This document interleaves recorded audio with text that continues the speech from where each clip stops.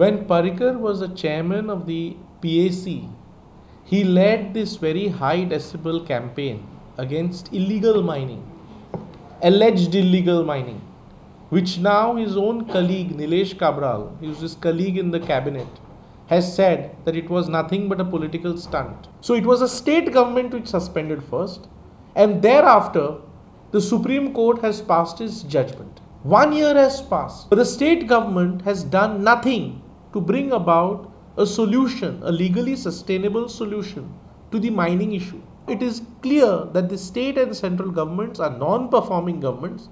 They are governments which are completely unaware of what administration should be, and therefore, as far as the mining dependents are concerned, their cause is genuine.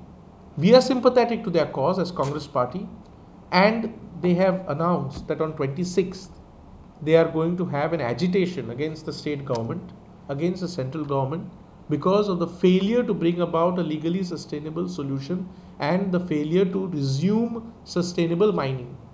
So the Congress party is sympathetic to that cause, and we support the mining dependents in that cause.